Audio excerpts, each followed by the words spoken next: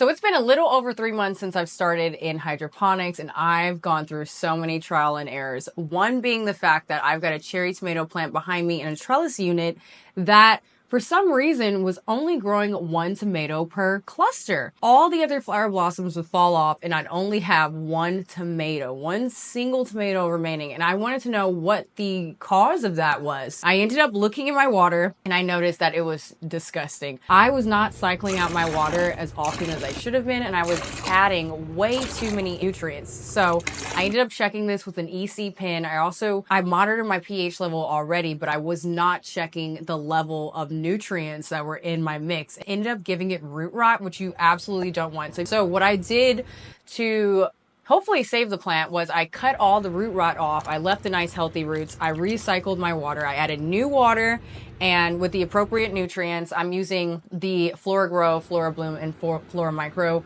combination during the obviously blooming stage. And then I also added in some Cow Mag because I read that helps with tomato production and helping in that blooming phase. So I'm really hoping that I have the appropriate amount of nutrients. I'm not overdoing it this time. The water looks great. It's not like a funky orange. So if you guys are experiencing what I'm experiencing, I'm hoping that actually helps. So I guess I will find out in a couple of weeks whether or not this actually did help. So far, my plant looks really good. There's no sign of new root rot. It's looking like it's doing well in there. I did this a couple of days ago. I will let you guys know in a couple of weeks if it did help or not. But if you are experiencing some weird growth issues like that, it could be because you're adding way too many nutrients. That's what I ended up finding out. That is the beauty in hydroponics, is I'm finding out so many new things along the way.